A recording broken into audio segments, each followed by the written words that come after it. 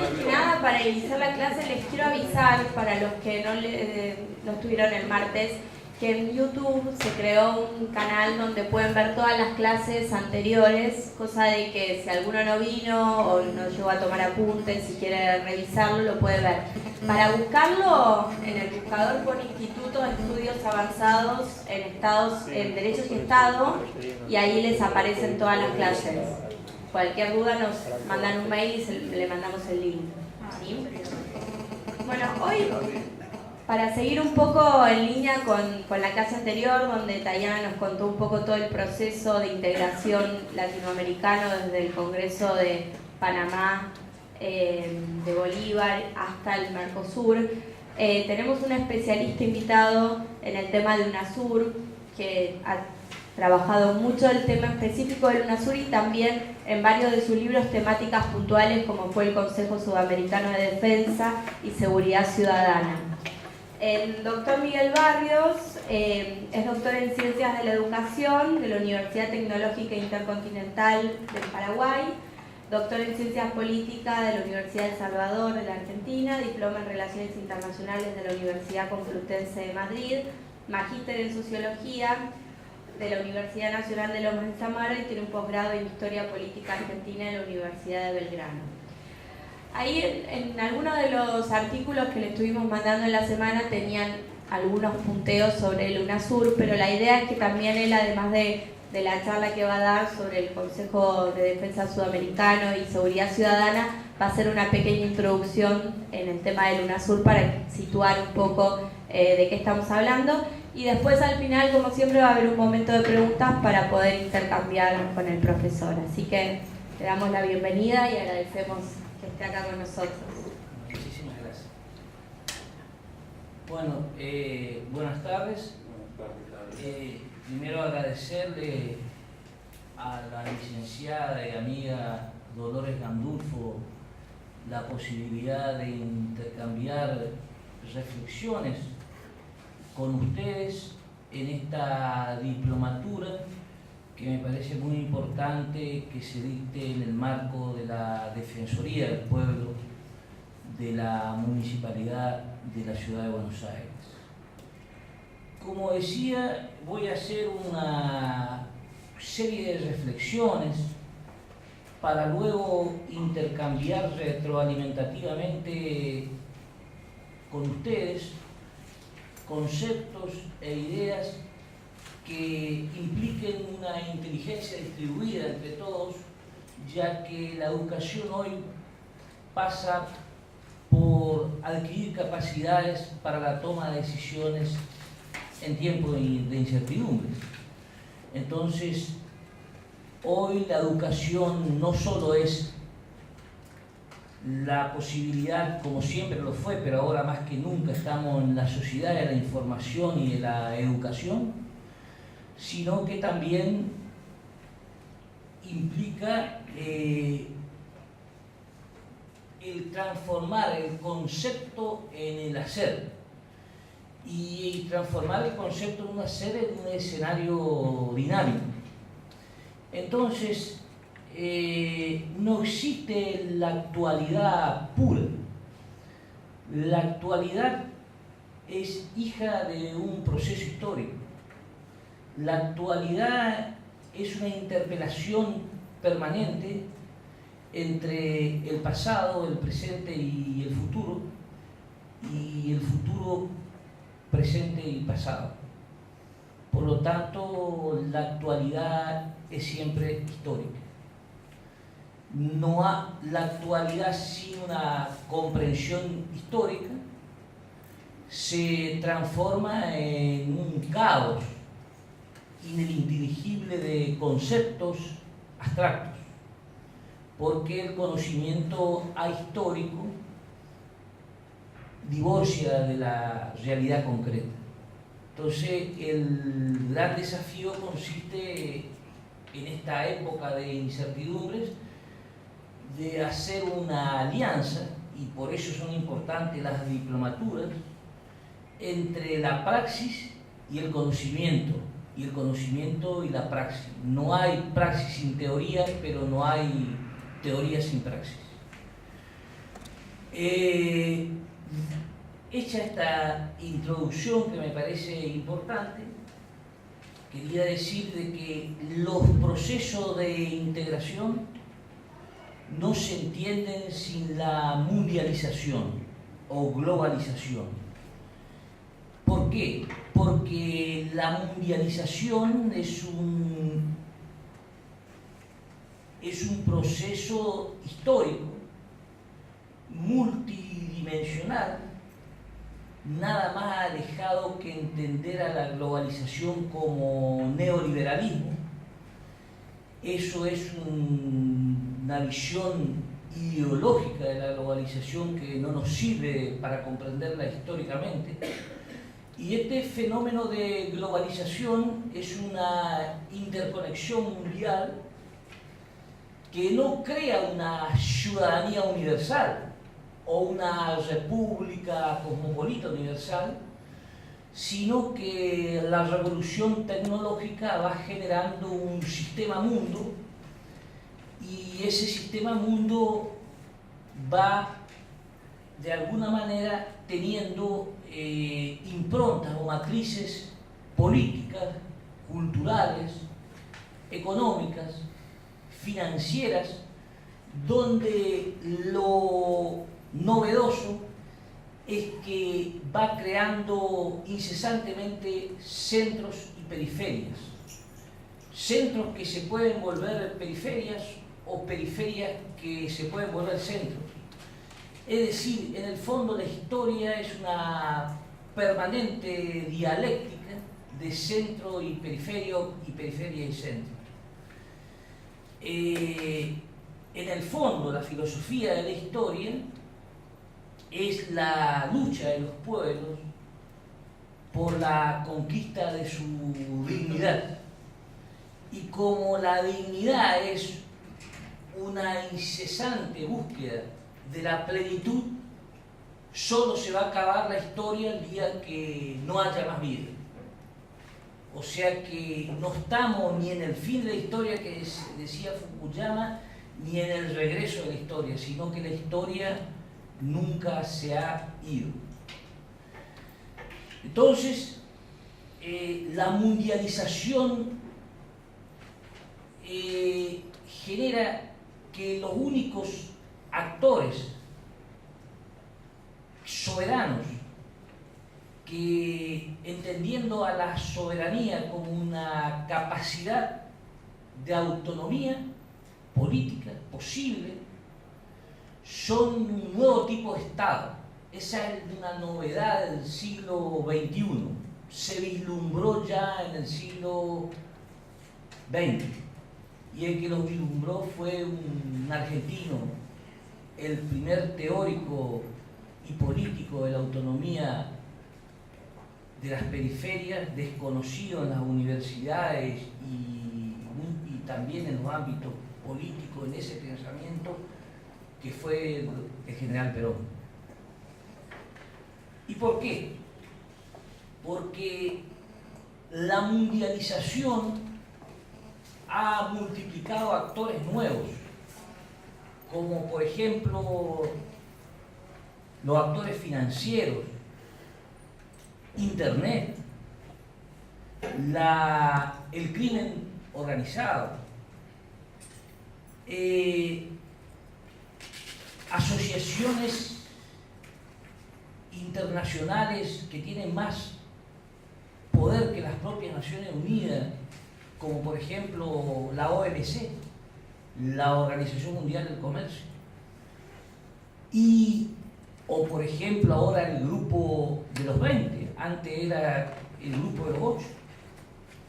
Sin embargo, o grupos privados terroristas, como puede ser Al-Qaeda, que no se sabe bien hasta qué punto es una franquicia terrorista o una organización pan-arabista, wahabista. Pero en ese contexto, solamente los estados que logren transformarse en estados continentes van a tener soberanía. porque la soberanía, muy al contrario de lo que pensaba Bodin, Jean Bodin, que es el que plasmó en los 6 libros de la República el concepto de soberanía como la capacidad de autodeterminación y de que no te autodeterminen otros por arriba, implica un poder, no es un concepto jurídico solamente. Y ese poder hoy, en la mundialización, es que solamente aquellos estados que tengan ese poder, pero en dimensiones geográficas continentales, van a lograr sobrevivir y no ser coro. ¿El coro qué es? El coro en la tragedia griega eran aquellos que aplaudían a los actores. O sea, eran los aplaudidores y los comentaristas de los actores. Y hoy, para no ser aplaudidores y comentaristas, para no ser aplaudidores y comentadores y ser actores, tenemos que tener un poder continental. Y ese poder continental significa, así, de forma muy simple, en un flash, que un poder que es una capacidad tenga 5 dimensiones. El poder es uno, pero con 5 dimensiones. La dimensión económica, la dimensión científica tecnológica, la dimensión cultural, la dimensión militar, y la ecuación de estas 4 dimensiones te da el grado de viabilidad política que uno tiene, el principio de viabilidad soberana que tiene que tener todo poder.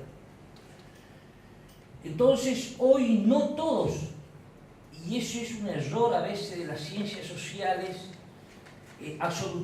absolutizar el derecho. El derecho es una disciplina de las ciencias sociales, pero hoy exige, la mundialización exige un saber interdisciplinario. Porque si yo defino un Estado desde el derecho solamente diciendo que es un poder que tenga territorio, población y gobierno y ya tiene soberanía, estoy loco. Porque Haití no tiene soberanía. Paraguay no tiene soberanía. La Argentina tiene una soberanía posible. Ni el Brasil tiene un poquito más, ni que hablar Ecuador o Venezuela. ¿Qué se entiende por soberanía? ¿Cómo? ¿Qué entiende por soberanía? Soberanía. ¿Qué entiende por Soberanía es la capacidad de autonomía de un poder. Y esa capacidad de autonomía está determinada por esas 5 dimensiones que le he nombrado. Entonces, ¿quiénes son entonces ahora estados soberanos? Una consulta. ¿Por qué nombras a la militar? Porque el poder, la dimensión militar es un elemento clave en la defensa nacional de un Estado. ¿Vos decís que si Argentina no tuviese Yo militares? prefiero dar las charlas y después que me hagan las preguntas, para no crearnos un caos. Entonces, decía que hoy, de los 198 estados aproximadamente que están en las Naciones Unidas, solamente tienen soberanía, entendiendo como autonomía, posible en los marcos de la interdependencia asimétrica de la globalización. Son los Estados Unidos de Norteamérica, que poseen esas 5 dimensiones, China, la India, Rusia, Europa es un signo de interrogante porque primero los europeos tienen que resolver qué es, dirimir si qué es la Unión Europea, la OTAN y la Eurozona. Son tres cosas diferentes.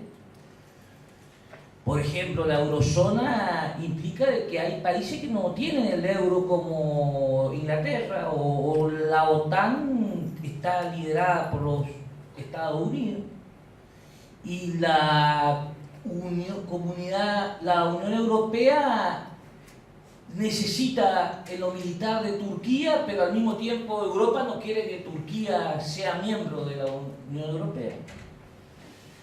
Y por lo tanto, el interrogante central es que, en mi opinión, la integración solamente sirve si es para sumar soberanía. Es decir, si la integración tiene como finalidad una zona de libre comercio solamente, libre circulación de bienes y servicios, o un mercado común, que es un paso intermedio, que implica un mercado común, es libre circulación de bienes, servicios y personas, ya es un nivel superior de profundización, pero la integración es únicamente, en mi opinión, reitero, porque hay muchas teorías de la integración, sirve para sumar y fortalecer soberanía. Es decir, si Mercosur, UNASUR, ALBA y la Comunidad de Estados Latinoamericano y Caribeño tiene como finalidad un objetivo común, que es una integración que vaya más allá de lo económico, entonces son anillos complementarios para un nuevo Estado, que no necesariamente significa que desaparezca la Argentina, sino que en las áreas claves, como es la política exterior, la política de defensa, un banco regional, una moneda común, una doctrina de seguridad común y de defensa común, una deuda pendiente que tenemos, que son la homologación de los títulos universitarios, una cosa de loco que uno vaya con un título de médico al Paraguay y no te reconozcan, y viceversa acá en la Argentina o a Brasil. Es una gran deuda pendiente, porque los colegios profesionales actúan mezquinamente, porque la integración exige generosidad, y nosotros tenemos que ser conscientes. Ahora, cuando termine, vamos a hacer las preguntas. Entonces, 5:30 quedamos para hacer media hora de preguntas, o si no, para hacerlo más ordenado al asunto, o inclusive de comentarios. Entonces, eso es UNASUR. Ahora, y Mercosur, UNASUR, ALBA, CELAC. Esto hoy es un signo de interrogante, porque el proceso de integración, y vamos a dejarlo es un proceso que todavía no ha tenido un cierre. Tiene sus avances, tiene sus retrocesos, tiene su amesetamiento, y tiene sus signos esperanzadores y sus signos al mismo tiempo no alentadores. Estamos en el momento de definiciones.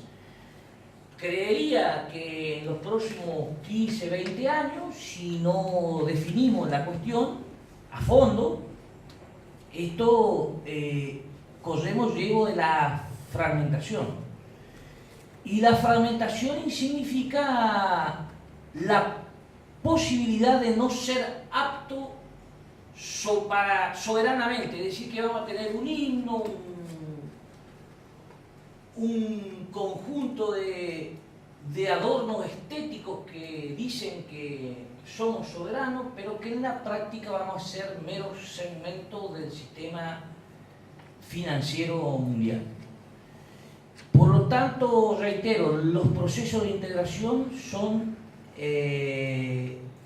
como única herramienta, en mi opinión, reitero, esto está a discusión, debe ser para potencializar un embrión de Estado continental, que no significa, reitero, la desaparición de nuestros estados, pero sí la integración cultural, porque América Latina y América del Sur es una comunidad cultural. Nuestra cultura, nuestras regiones están antes que el Estado argentino. El Estado argentino nació en 1880. La Argentina era una poesía de Martín del Barco Centenera de 1612. San Martín no fue el jefe del regimiento granadero a caballo de la Argentina porque en ese momento la Argentina era un nombre de una poesía, era el jefe del regimiento de las Provincias Unidas de la América del Sur, que lo designó el Congreso de Tucumán. Y el ejército de Bolívar y San Martín eran sudamericanos. Actuaron chilenos, paraguayos, rioplatenses o de la banda oriental, indios, negros, sambo, en todo. O sea, fue un ejército democrático. Es digno de verlo a eso nuevamente a la luz de los nuevos desafíos. Ahora bien, esto es la introducción a lo que pienso yo, reitero, de lo que es un proceso de integración. Estamos a mitad de camino, uno es semi-optimista y semi-pesimista. Ahora, la opción es la militancia por la integración. Yo pienso que sin integración, reitero, no tenemos destino. Hay algunos que sostienen lo contrario, el argentinismo puro y a partir del argentinismo puro aliarnos a poderes mundiales. Hay otras teorías que dicen eso, o que solamente esto sea una alianza comercial. Si pensamos que solamente va a ser una alianza comercial, Brasil te hace así y te rompe 3 costillas, y tenemos que pensar que tenemos una deuda pendiente con el Paraguay, con Bolivia, con Uruguay, porque si no es por ello, Buenos Aires se muere de frío, ¿no? Aunque cuando hay un homicidio dicen estos bolitas de cuarta, pero el primer presidente que hemos tenido era un bolita, que era don Cornelio Saavedra. Entonces es muy importante, de Potosí. Ahora, dicho esto, hay enormes desafíos que exige la mundialización. La mundialización exige, por un lado, el repensarnos estratégicamente más allá de nuestros estados, el tener un pensamiento estratégico global y local, porque hay una tensión entre lo global y lo local. Digo esto porque estamos en un ámbito de una institución local, pero sin embargo hoy lo local ya no es posible pensarnos sin lo global, y lo global sin los espacios locales y regionales es totalmente amorfo. Entonces, digo esto porque la mundialización nos exige más que nunca.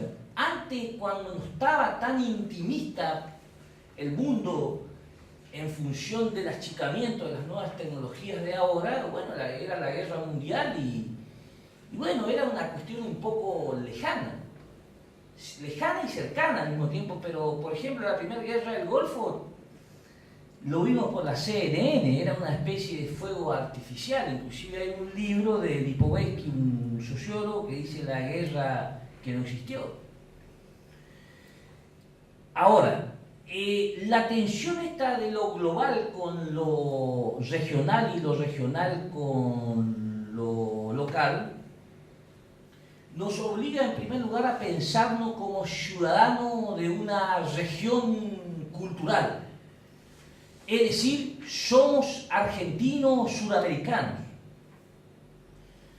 Es decir, que mi charla no es neutral, porque si parto de la premisa que el Estado continental es la única posibilidad de ser soberano, no puedo pensarme como ciudadano exclusivamente argentino.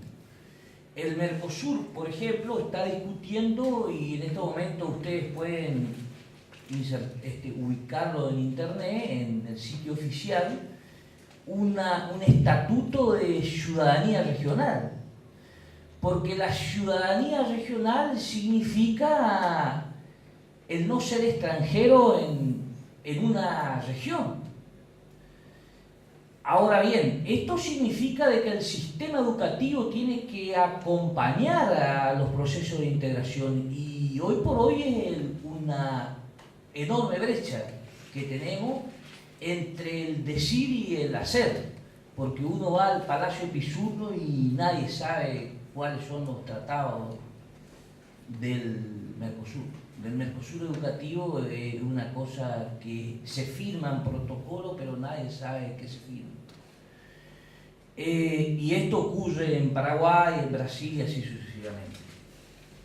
Por el otro lado, esta ciudadanía regional, pensando en términos de integración, pone a las ciudades en un nuevo modelo de gestión en lo local.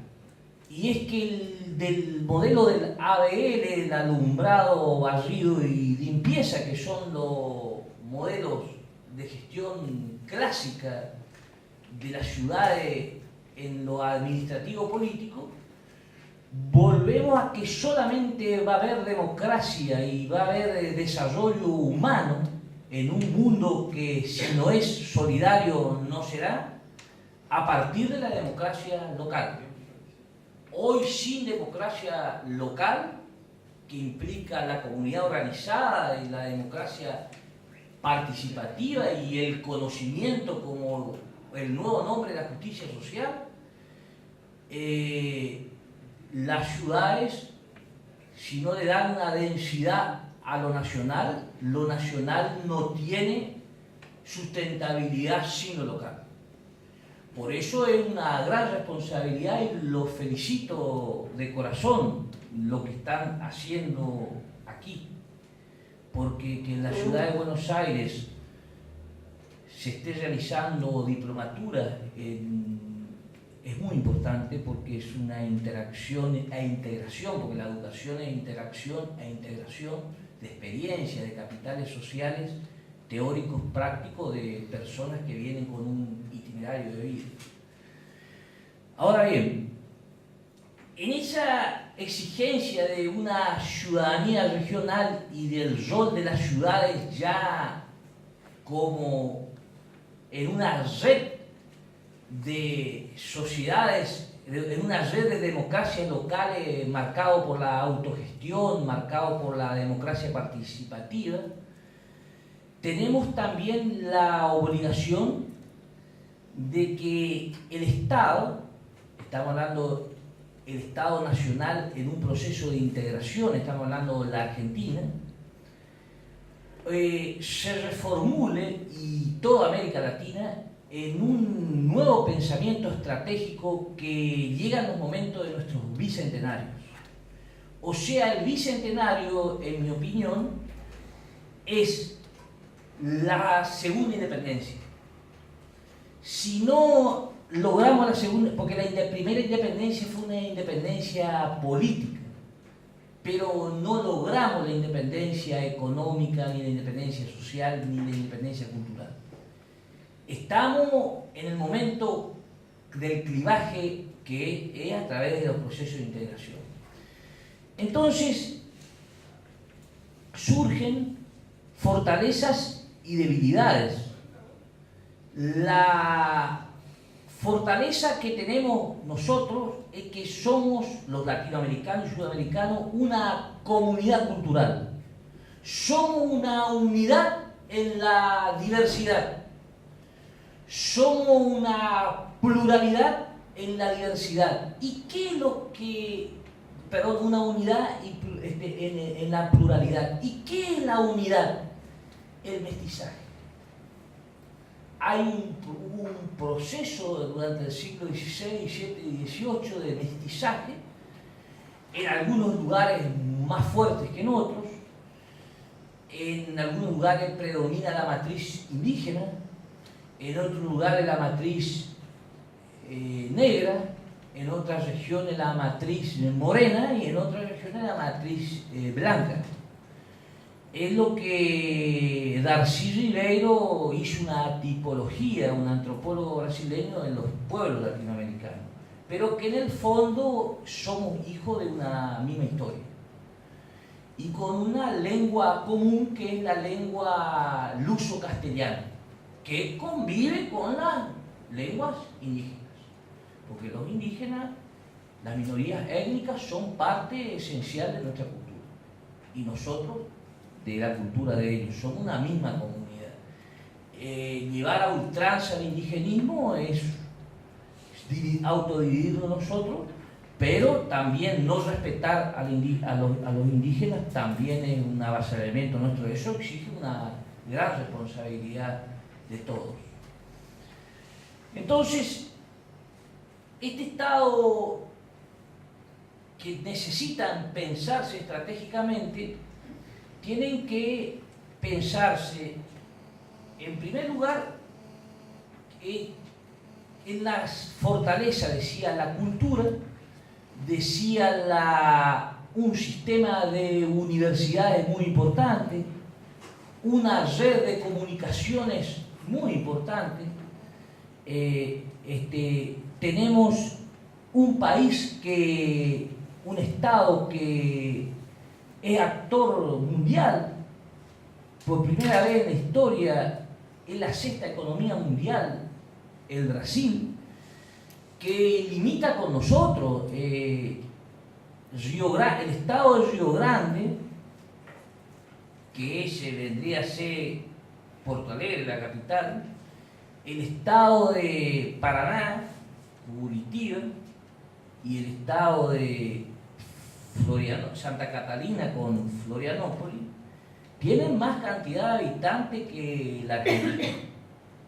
Y el Producto Bruto Interno de esos tres estados equivale al doble de la Argentina. Y esto obliga a pensarnos a nivel local y regional, porque, por ejemplo, Santo Tomé en Corrientes tiene la Fundación Barceló, que es una universidad de acá, estudian en Santo Tomé en Corrientes, se instaló una filial y hay 1000 alumnos y 800 son brasileños. Entonces hay que, en lo local, fíjense cómo ya las ciudades empiezan a jugar un rol de integración, pero que con una nueva lógica, inédita. El intendente debe pensarse ya en función de los nuevos desafíos culturales, educativos, fronterizos, económicos, etcétera, etcétera. Y es como que nuestros estados siguen actuando en una lógica anterior. Por ejemplo, si uno quiere cruzar de Encarnación, Paraguay, hacer una exposición de cuadro en Posadas, el intendente de Posadas tiene que pedir un permiso que exige 2 meses más o menos de anticipación a la Cancillería argentina para que le dejen pasar esos cuadros a un pintor paraguayo. Entonces esto implica repensarnos en la descentralización de nuestras cancillerías.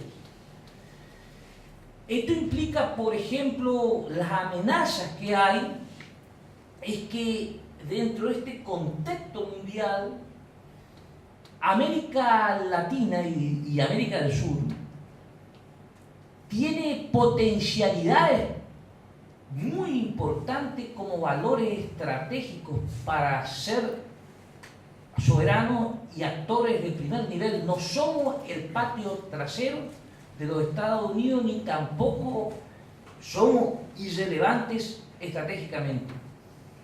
América Latina posee, dentro del esquema que estamos hablando, potencialidad alimentaria, potencialidad energética, potencialidad acuífera, potencialidad en biodiversidad.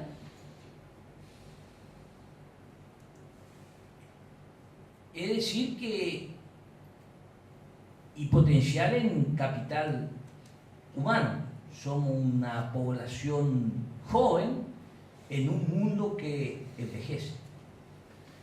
Entonces, y una cultura con una gran densidad. Esa cultura con una gran densidad, la más importante tal vez sea la Argentina. Es muy importante ser autoconsciente de esto. Entonces, estas posibilidades de fortaleza que se nos abren obligan a un aceleramiento del pensamiento estratégico. Es como que a medida que la mundialización se acelera, nosotros si no nos aceleramos estamos liquidados. Es como que termine un primer tiempo de un partido de fútbol y uno entra al segundo tiempo y se encuentra que en vez de 2 arcos hay 3 arcos y en vez de un refri hay 3 refri, entonces uno no entiende nada. Es como que nos cambian, como decía Jauretche, nos cambiaron toda la pregunta cuando sabíamos toda la respuesta. Entonces hay que desaprender de nuevo, tener una enorme virginidad mental, como decía Scalabrini, para repensarnos. Repetirnos implica volver obsoleto al pensamiento, y el corazón solamente se mantiene joven con la cabeza. Es decir, que solamente un amor inteligente, no un amor emocional, sino un amor inteligente, nos va a permitir poseer la inteligencia necesaria para planificarnos en estos 15 años.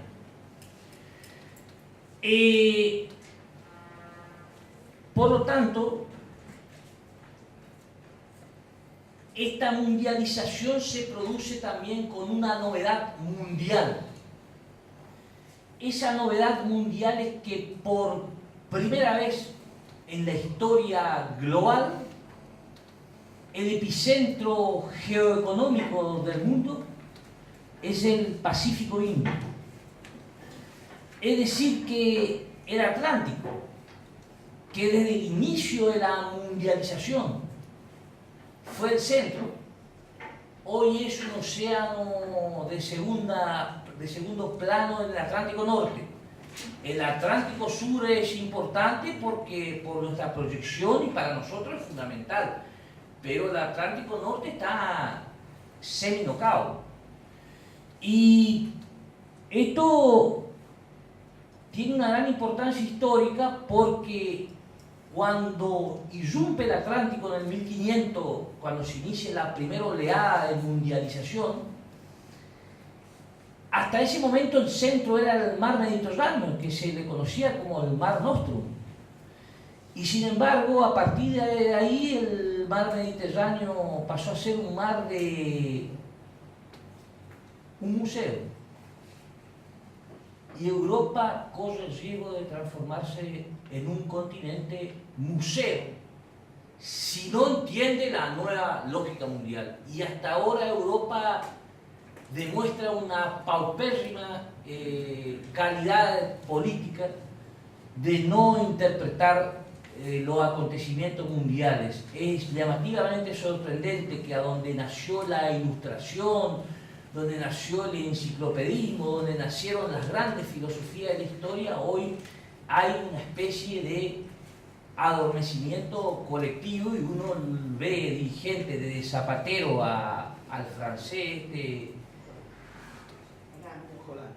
Hollande y al anterior, que Sarkozy, que son realmente, y Cameron, realmente dan una mediocridad que llama la atención.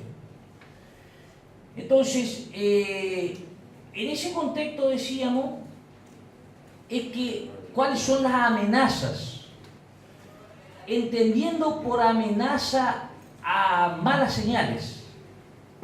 porque la amenaza significa no peligro.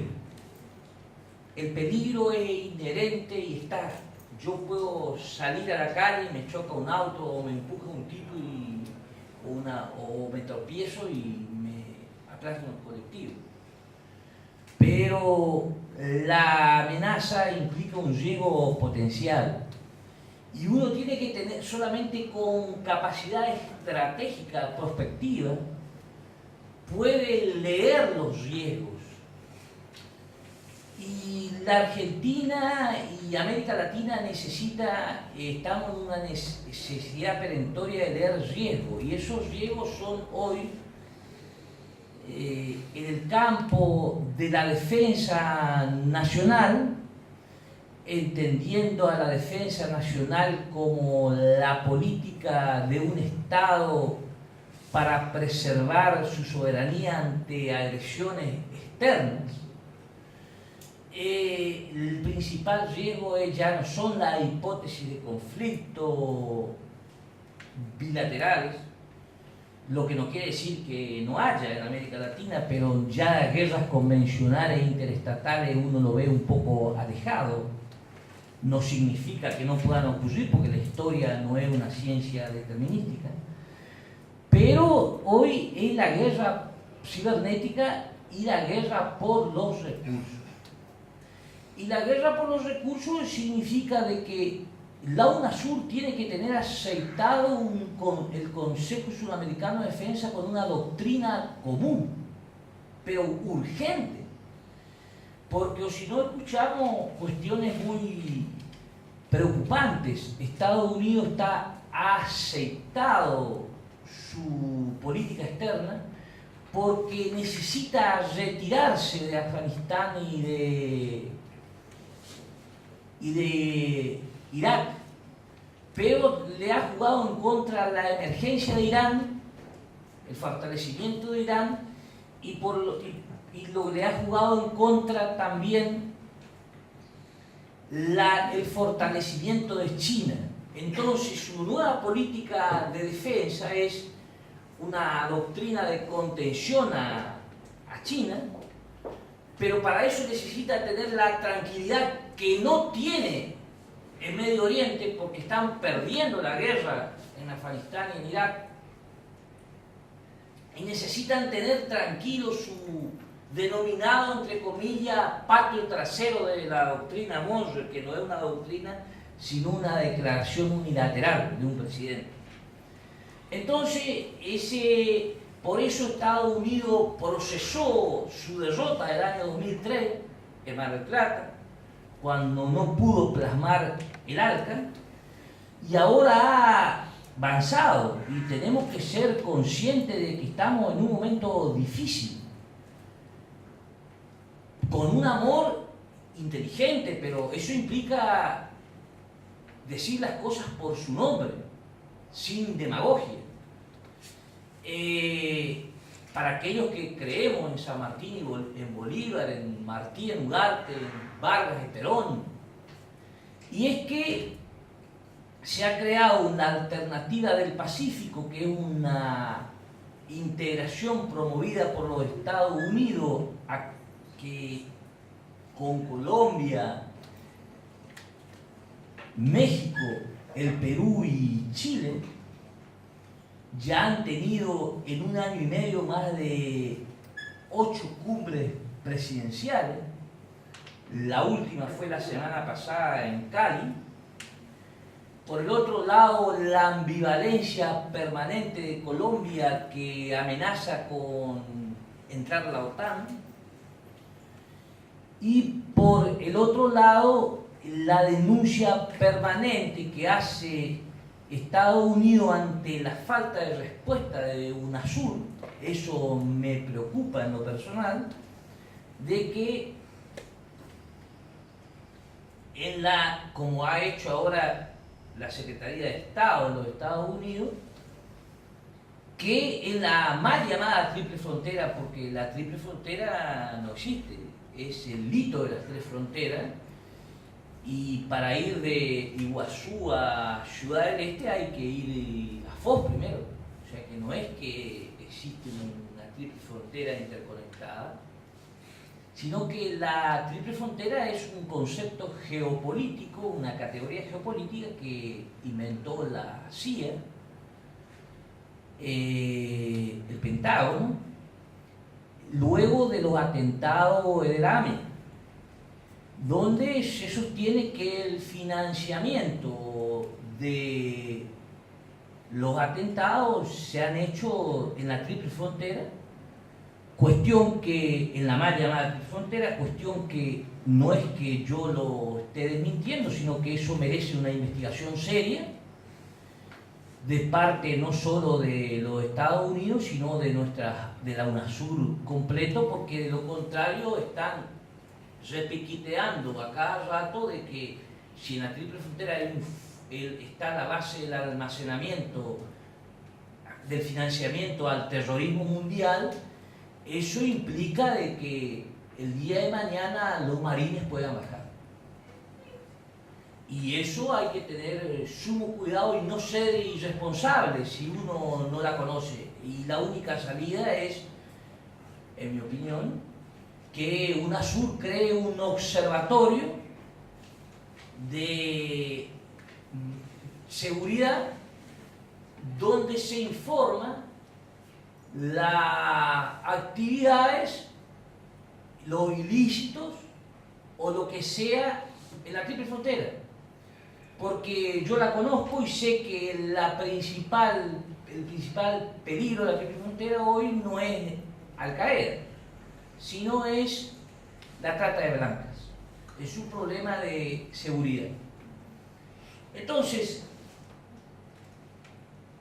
¿esto en el campo de la defensa nacional ha habido importantes avances? Sí, lo ha habido. Hay un centro estratégico de defensa que está acá en Buenos Aires, de UNASUR. Hay ejercicios que se están haciendo combinados, pero esto exige un aceleramiento ya. Porque la enseñanza que nos dejaron San Martín y Bolívar en la primera independencia es que ganamos la batalla porque estuvimos juntos.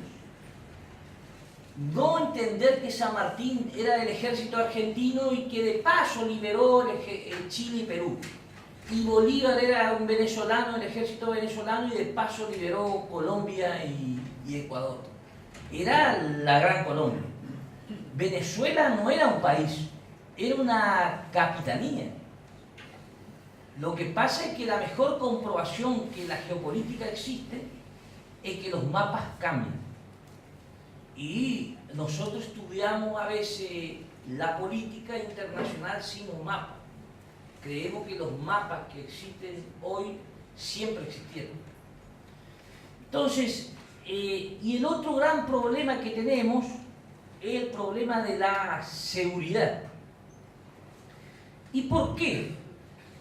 Porque el dilema hoy es o integración, que es lo que de alguna manera estuve describiendo para sumar soberanía, o narcodemocracias, o narcoestados. ¿Y por qué?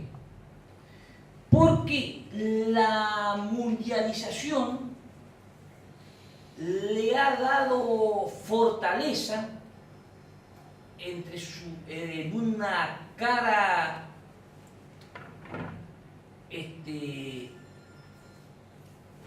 complementaria al sistema financiero mundial al crimen organizado. El crimen organizado es una empresa multinacional o transnacional que tiene como finalidad la rentabilidad a partir de diferentes y múltiples modalidades. Entonces es un fenómeno político, social, económico y financiero, porque no hay crimen organizado, sino hay un blanqueamiento que hace el sistema financiero mundial. Y hoy el gran problema son que, por ejemplo, un dato, en las Islas Vírgenes, yo estuve hace poco allí, está en el Caribe, administrada por los británicos, tiene 26.000 habitantes y funcionan 500 bancos. Entonces, y el propio director de la unidad de organización del delito y el narcotráfico de las Naciones Unidas, un italiano, declaró, y eso está en el atlas que sacó esos datos Le Monde Diplomatique, en un atlas que salió recientemente, de que el crimen organizado aportó dinero para los bancos. Porque el crimen organizado actúa en 3 etapas. La primera es la conquista territorial, que es la etapa, diríamos, predatoria. La segunda etapa es la etapa parasitaria, que es el blanqueamiento, o sea, transformar el lícito, el dinero ilícito. Y la tercera etapa es la etapa de la simbiosis con el poder político, o sea, la cooptación del poder político. Entonces, este fenómeno es relativamente novedoso en lo estratégico, porque el crimen organizado de matriz multinacional, con la revolución de las comunicaciones, se imbrica, se coaliga con la delincuencia común. Entonces, la delincuencia común, que en su esquema clásico era el hurto y el robo contra la propiedad o el homicidio, hoy se transforma en una actividad de distribución narcominorista de la droga. Y entonces la droga, al irradiar en todos los sectores sociales, va creando un cóctel de violencia, de falta de sentido y perspectiva de la vida misma, y de todo tipo de, a través del tráfico de armas, se transforma la droga en un homicidio. Entonces, esta situación hace que hoy los principales fuentes de inseguridad mundial, pero estamos hablando de América Latina porque el problema de la inseguridad es mundial, es que ha adquirido una notable violencia, y el origen de la inseguridad no es la pobreza, porque existe el delito de cuello blanco, que es la corrupción. Lo ha dicho el Papa, la hipocresía es el lenguaje de la corrupción, el lavado de dinero, la extorsión. Esos son, diríamos, los de la evasión impositiva, los delitos de cuello blanco, que no están en la percepción de uno, porque yo no tengo mi percepción que hace la integridad física quién lava o no, o quién paga o no impuestos. Pero en lo que hace a la inseguridad, decía que el origen no es la pobreza, sino que es multicausal. La inseguridad es un fenómeno social multicausal, por eso hoy la seguridad ya es una disciplina científica, que no existía antes, porque antes existía la criminología o las ciencias penales, o sea, estudiar al sujeto en función del objeto de lo que había hecho, en un contexto acotado. Pero hoy la criminalidad exige estudiarlo multidimensionalmente, como fenómeno social, económico, político, criminológico y del crimen organizado. Entonces, en ese contexto, el origen de la desigualdad en su concepto más profundo es la desigualdad urbana. Es decir, la heterogeneidad urbana en el fondo es lo que produce inseguridad. Y entonces, es porque la inseguridad no es un fenómeno rural. Y América Latina ya casi no es rural. Ni el mundo tampoco, porque la globalización y Internet va rompiendo el ámbito cultural de lo rural y lo local. Hoy la pedofilia llega a cualquier lado por Internet. Entonces, la seguridad, el concepto de seguridad que existió desde siempre era la seguridad entendida como orden público. Si la seguridad es el orden público equivalente a que haya la no alteración en la vida pública. ¿Qué significa la no alteración en la vida pública? Que no haya desórdenes, que no haya asesinato, que no haya sicariato, que no haya robo, diríamos, en las calles más visibles. Luego existía un pacto tácito donde la policía, que es una institución civil del Estado, con el fin de prevenir y reprimir en una eventual constatación, ha quedado desactualizada en función de esta nueva dinámica, porque hoy el crimen organizado en estas nuevas modalidades no existía hace 20 años. Entonces hoy el Estado tiene que garantizar policías con estudios universitarios, nuevos planes de estudios y un programa que ya no sea la seguridad como orden público, donde yo te garantizaba el orden, yo, jefe de policía, poder ejecutivo, legislativo y judicial de la fuerza. Es decir, asunto interno en la policía es un abogado que yo designo para que, como jefe de policía, en teoría un ministro de gobierno, pero que no gobierna la seguridad, sino que el que gobierna la seguridad es el jefe de policía, en un pacto con un gobernador o con las autoridades políticas más arriba.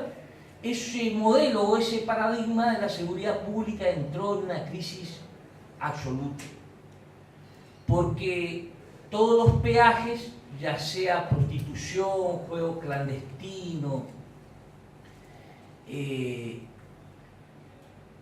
robos de cuello blanco, autorización de ventas en la calle, etcétera, etcétera, implicaba un peaje a mí o a mis unidades o comisarías.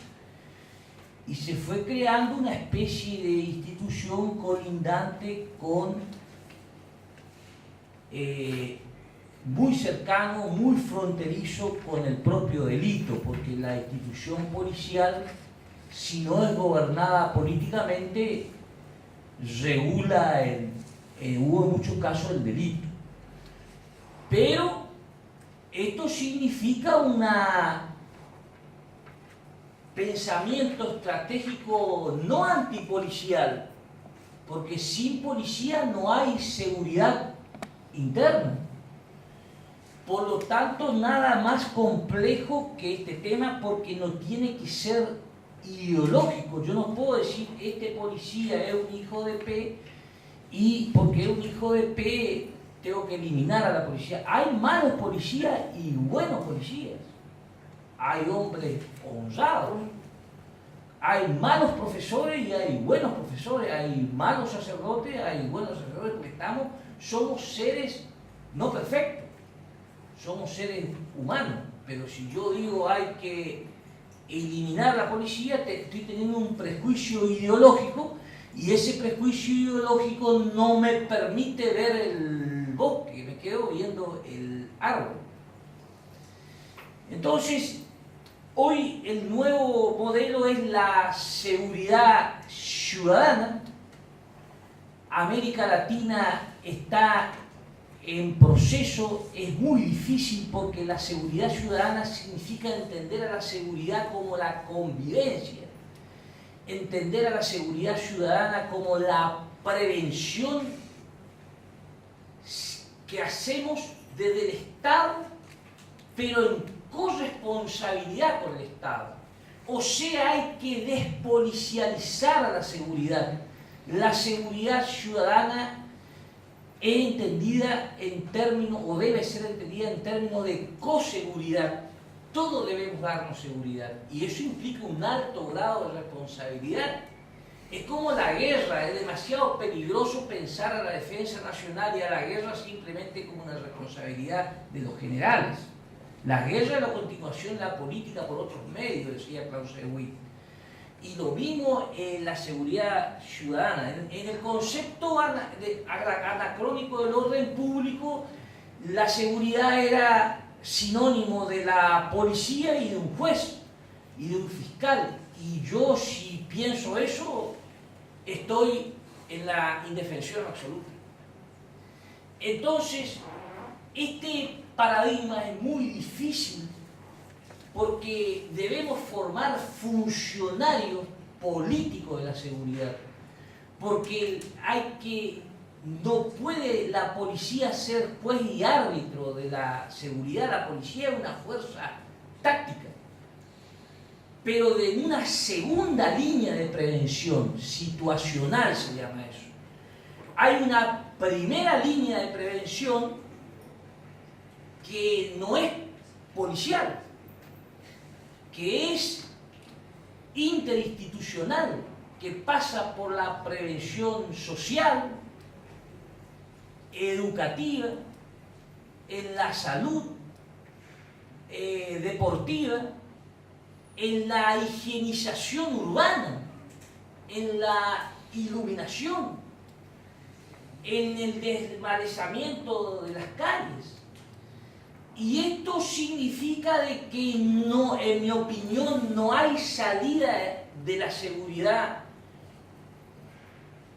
si no empezamos con la seguridad local. Yo pienso que la seguridad local debemos ir pensando no en la seguridad local, pero complementariamente a una seguridad nacional. Porque la seguridad local, sin un diálogo con lo nacional ni con lo regional, tampoco sirve. Porque el crimen organizado tiene mayor inteligencia, o sea, es como que crimen organizado versus estados desorganizados. Porque la inteligencia es transnacional, la sofisticación tecnológica es transnacional, las células interactuantes son transnacionales y el crimen organizado, por lo tanto, tiene población, tiene espacio, tiene recursos y tecnología, tiene organización y tiene ideas y creencias, es decir, sentido de pertenencia. Entonces ese es el gran dilema que nos espera a los latinoamericanos, porque en América Latina se va generando un alto impacto como en el mundo, pero porque somos el continente no más pobre, sino de mayor desigualdad, o sea, de más injusta distribución de la riqueza. Y esto genera heterogeneidad urbana, Ustedes saben que los tres causa de la inseguridad, decíamos los tres fenómenos de la inseguridad que viene acompasado con la heterogeneidad urbana son la violencia intrafamiliar, o sea, la violencia de género es tremendo, por lo tanto la policía de la mujer y un gabinete multidisciplinario es fundamental y también no solamente en la policía, sino en los ámbitos municipales, en una defensoría del pueblo. La violencia a los ancianos, la violencia a los niños, el acoso educativo, el bullying, lo que se llama ahora.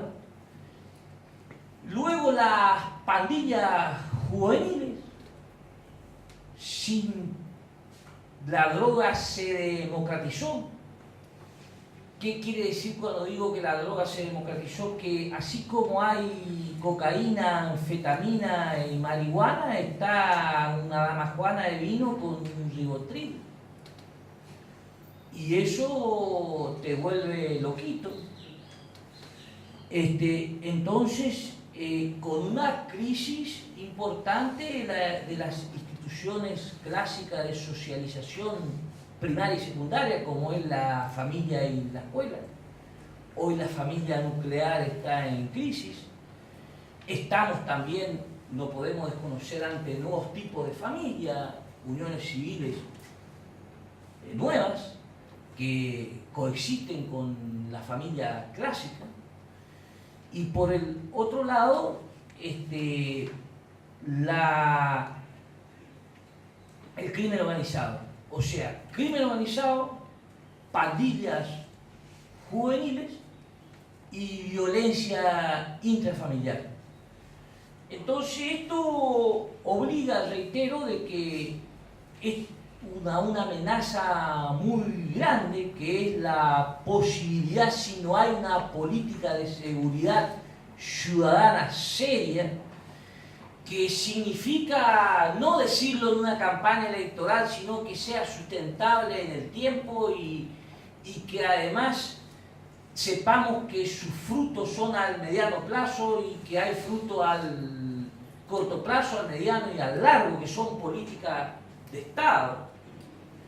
Porque la política tiene tres fases: la fase agonal, que es la lucha política por el poder, que es legítimo, es lo cotidiano de agonía; la lucha arquitectónica, que implica las políticas de Estado; y la fase plenaria, que implica consensuar políticas que vayan más allá de los gobiernos. Y eso nos cuesta a los argentinos. Y al mismo tiempo decía que esto obliga a planes de seguridad, obliga a que se formen funcionarios en seguridad ciudadana, que no hay. Obliga a que se formen foros de seguridad comunitaria, obliga a que haya mapas de observatorio del delito online y al mismo tiempo mensual, interinstitucionales, no solamente que sean informes de inteligencia criminal de la policía, porque si no se oculta y aparece la cifra negra del delito, que es no saber bien en qué consiste las tendencias delictuales.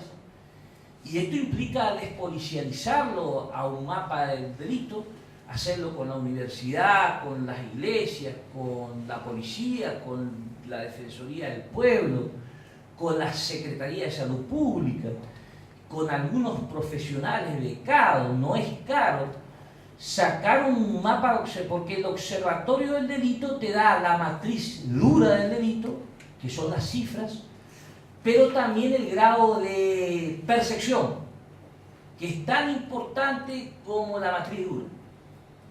Entonces, esto obliga, reitero, a un pensamiento nuevo, donde la inteligencia policial ya no es el espionaje telefónico, eso no sirve para nada. Sí, la inteligencia criminal a través de cuerpos especializados, una policía de investigación, que es otra cosa. Hay experiencias importantes en América Latina, Y esto y en la Argentina y en el mundo. Y si logramos que esta batalla o esta segunda independencia sea sustentable con un programa de agenda estratégica que es la ciudadanía regional, la educación en el sentido de inclusión social, la educación no solamente en el sentido de alfabetización, sino la educación en el sentido de calidad en la enseñanza. Si armamos una sólida estructura en el nivel primario, yo pienso que hay que armar licenciatura en educación primaria para que el docente primario se sienta un profesional y no un subprofesional que uno los jerarquiza en el trato cotidiano. Una policía, una gendarmería, una prefectura gobernada políticamente y controlada políticamente, sus planes de estudio. Ustedes saben que la gendarmería tiene una universidad acá en Paseo Colón y la Policía Federal tiene una universidad en Caballito. Los planes de estudio hay que controlarlo con especialistas civiles y policiales, pero que haya un control civil político, porque de lo contrario se produce el autogobierno. Y al mismo tiempo no mezclarlo, porque mezclar a las Fuerzas Armadas en una lucha contra el crimen organizado corre el riesgo que el crimen organizado te coopte a los militares y ahí nace el primer certificado de función del Estado y el primer acta de nacimiento o partida de nacimiento de un narcoestado o de un estado criminal. Por eso hay que estar observando atentamente la política de Peña Nieto en México, que está tratando de hacer una política distinta a la de Calderón. Vamos a ver si puede. A algunos países de América Central, estar observando qué va a pasar en Venezuela, es decir, y al mismo tiempo qué va a pasar en el Mercosur, porque Brasil ha decidido dar una batalla frontal al crimen organizado por los Juegos Olímpicos y el Mundial, y esto implica que va a venir un efecto golondrina importante en nuestros países. Entonces esto era un poco un panorama. Si le fui incompleto, discúlpenme, me parece amplio el tema y le pido mil disculpas. Si creen que pueden aportar cosas que yo no sé, seguramente se me habrá escapado, bienvenido. Y dejamos media hora completa para enriquecernos y aprender entre todos. Muchísimas gracias.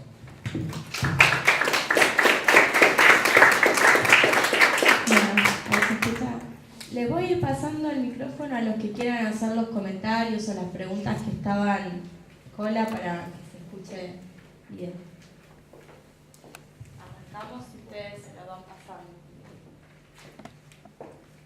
Bueno, yo para colaborar un poco con la confusión general, el tema de los bancos, que me parece importante, estaba viendo el otro día que la Soberana Orden de Malta nombra a los titulares de la banca vaticana. Ahora está un alemán, von Freiburg, que parece que se dedica a hacer barquitos de guerra. Me pregunto qué importancia debe tener a nivel global todo eso, ¿no? Por otro lado, son tres cositas. El paseo de la cuarta flota por toda Latinoamérica, que vaya a saber a quién está cuidando, ¿no? Y el tercer tema sería que me sorprendió porque usted dio, me parece, una importancia muy grande al tema de la trata de blancas. Sí. Quizá tenga muchas dimensiones que yo no alcanzo a percibir. ¿Si lo podría desarrollar? Sí. Gracias. Bueno, creo que en ese sentido hay una heroína en la Argentina viviente que es Susana Trimarco. Las llamadas whiskerías o cabaret que es muy común en la Argentina y ahora hay una ley nacional que se aprobó en diciembre, hacen de que esas whiskerías eran centros de distribución no solamente de droga, sino trata de personas con fines de explotación sexual, y que se hace en doble sentido, trata interna y trata externa. Y en la zona de la mal llamada Triple Frontera, eso es un centro prácticamente de reclutamiento internacional por el gran turismo de las cataratas. Pero ese fenómeno es un fenómeno mundial y por supuesto latinoamericano y regional y local. Yo pienso que la salida es que todos los consejos deliberantes o legislatura, en el caso de Buenos Aires, tiene que ser, me parece, duro con este tema. No conozco bien la legislación de Buenos Aires, no quiero meterme, yo en realidad soy provinciano, pero hace poco en una whiskería de una ciudad de Corrientes, yo soy de Esquina, una ciudad de 30.000 habitantes, la semana pasada hubo un allanamiento de gendarmería porque esa whiskería había sido comprada por un grupo de dominicanos que distribuían droga y al mismo tiempo reclutaban del Paraguay mujeres menores.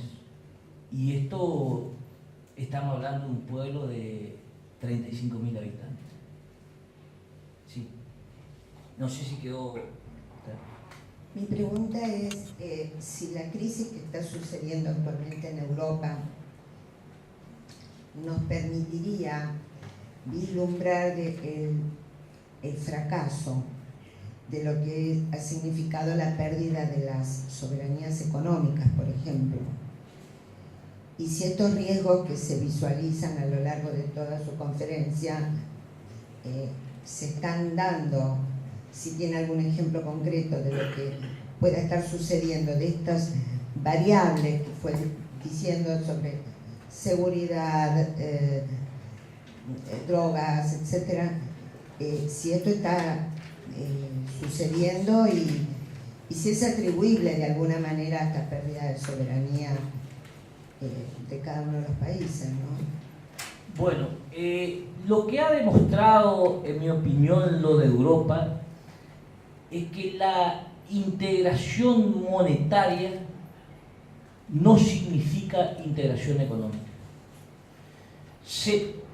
De la teoría se creía que con la adopción del euro se creaba un mercado común a partir del Tratado de Maastricht, y ese mercado común iba a generar una prosperidad simétrica.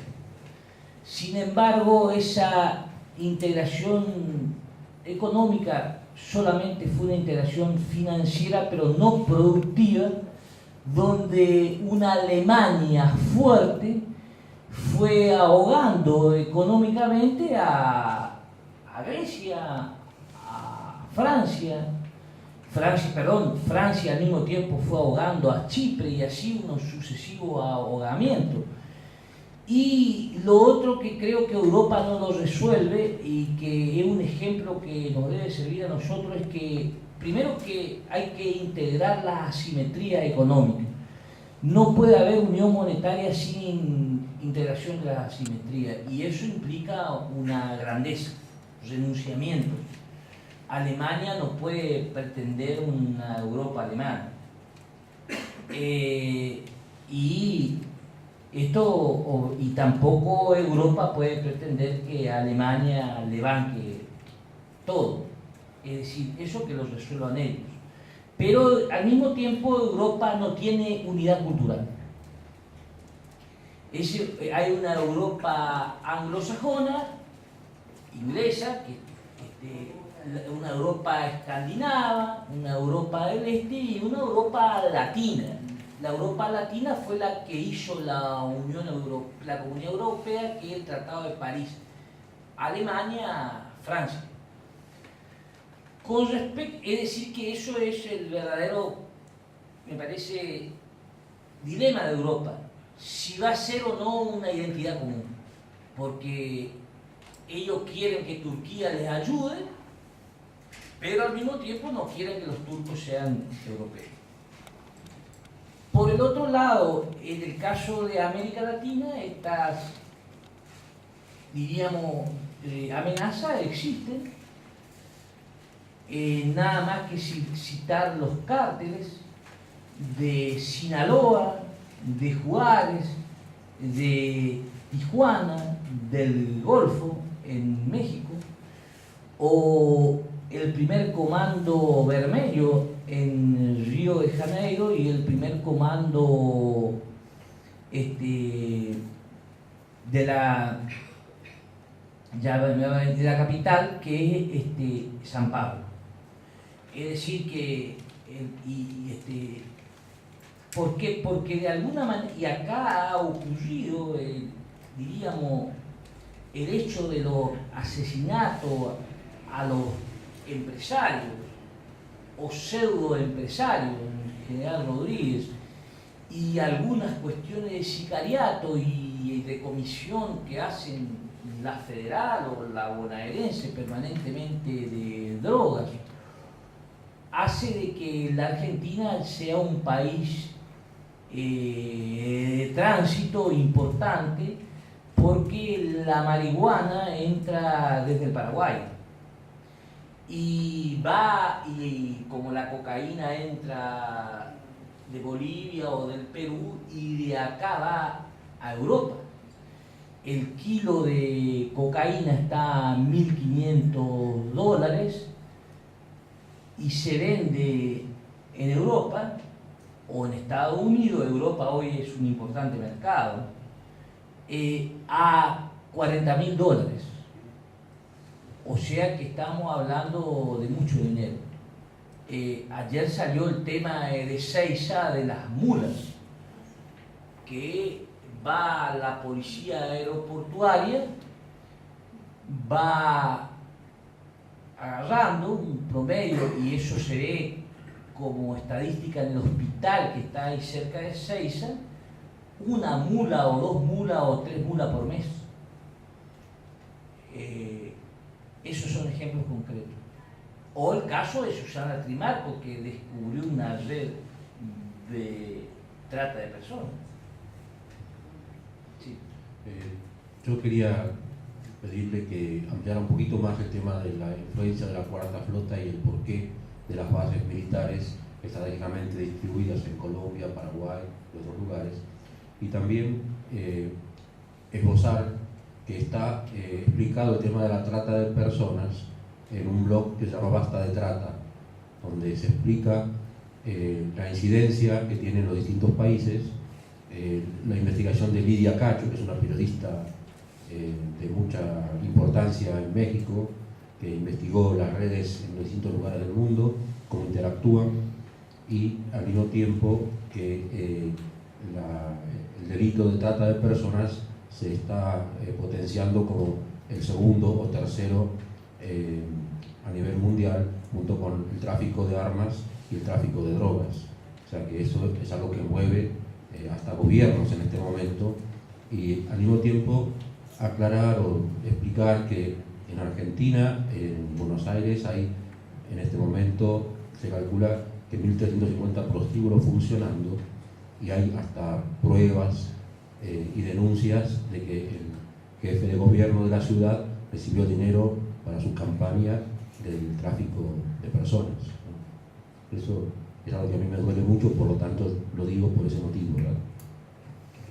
Bueno, la Cuarta Flota es en verdad Estados Unidos tiene 6 comandos mundiales, es un imperio, un estado continental y un imperio marítimo.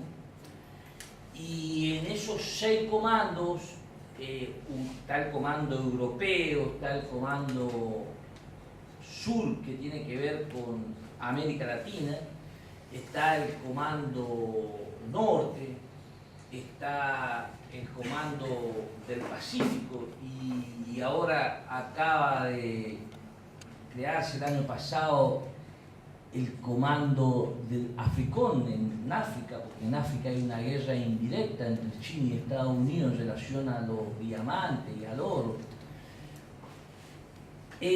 La cuarta flota actuó en unos meses, en el año 43, cuando la Segunda Guerra Mundial, una flota que circundaba y la navegaba en el Atlántico, y nada más. Pero cuando el Brasil descubre sus yacimientos petrolíferos en su lecho marítimo en el Atlántico, hace 3 o 4 años, el Comando Sur reactiva. El Comando Sur depende del Pentágono, o sea, de la Secretaría de Defensa de los Estados Unidos, reactiva la cuarta flota y sin un justificativo serio.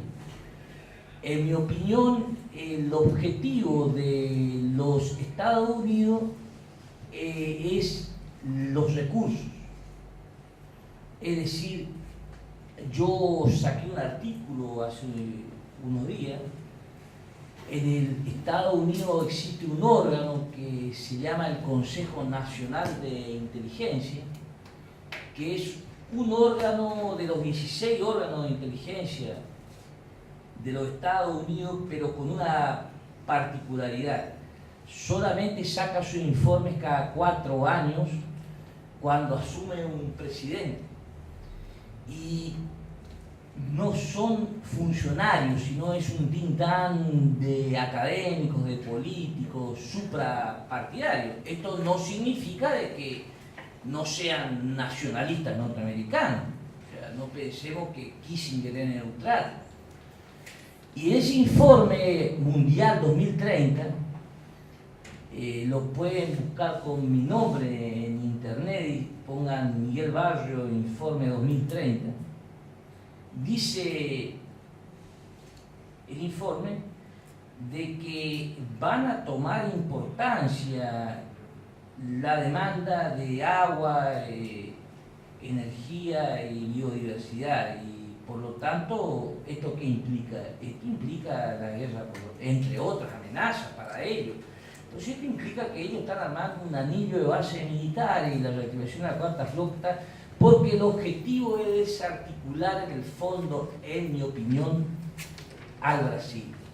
En la medida en que se lo aplaste al Brasil, se aplasta a América Latina. El Brasil es nuestra columna vertebral.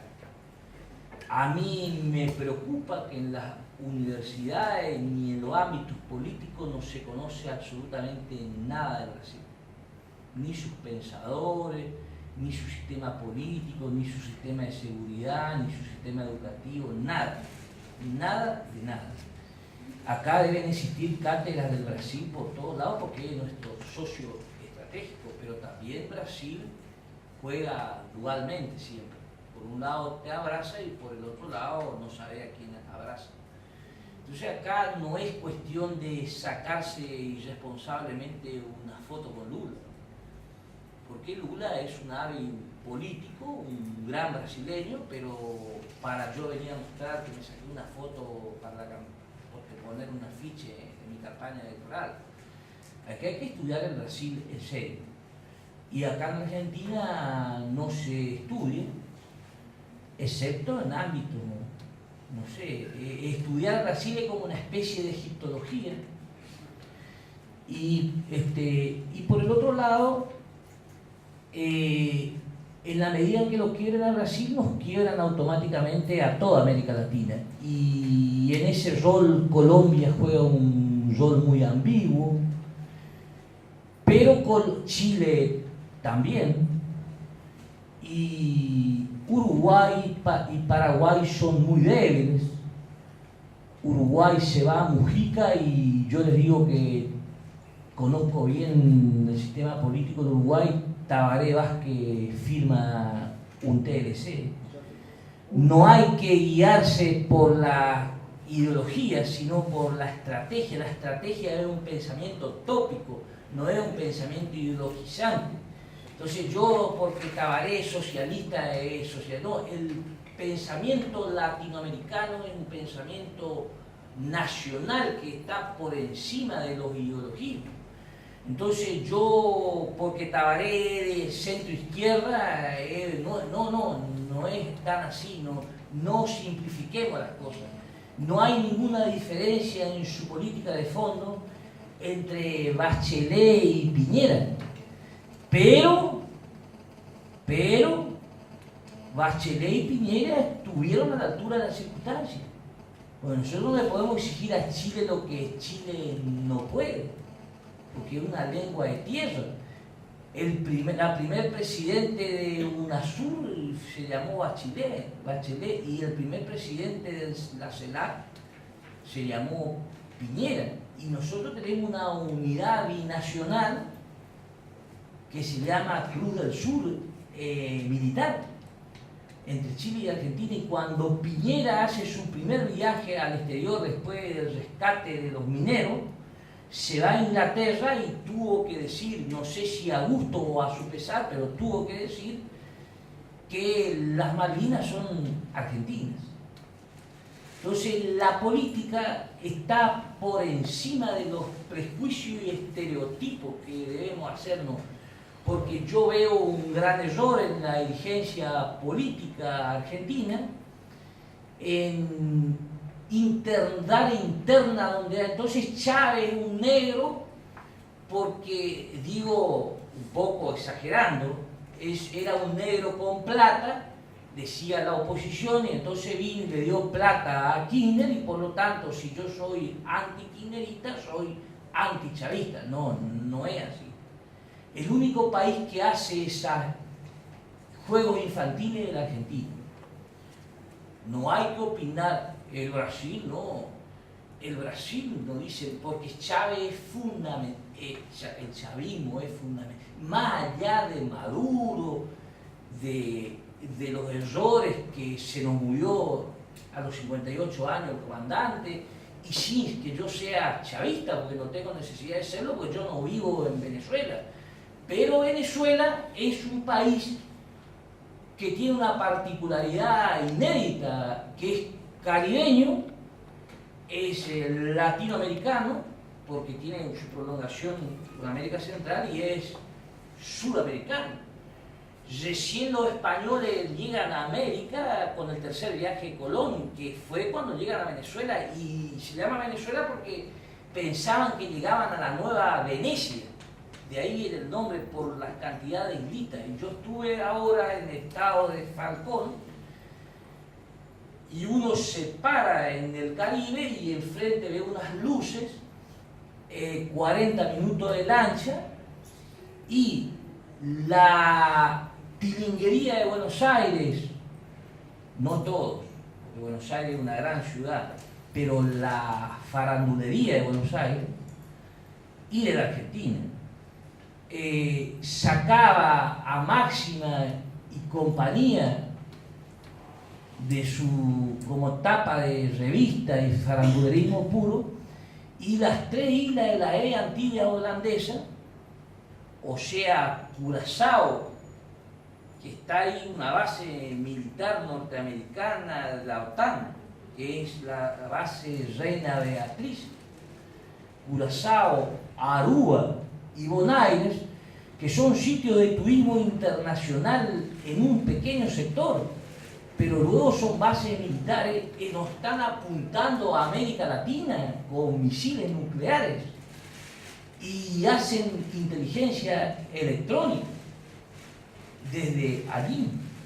Entonces yo tengo que decir, este hombre, más allá de que él era un hablaba o no hablaba, cada uno tenga su consideración, tengo que saber, es mi obligación estratégica, saber quién era Chávez, no ir a decir es un negro que con plata que vino y pagó la campaña, porque se produjo un hecho de un personaje que no sabemos si fue armado eso por los servicios de inteligencia norteamericanos. Hay que ser, el estudio es esto, estudiar la estrategia. Entonces existe una gran irresponsabilidad de la dirigencia argentina en la oposición y también adentro del gobierno, en opinar y hacer opinología, ¿no? Hay que estudiar. Hoy tener poder implica, por sobre todas las cosas, tener conocimiento.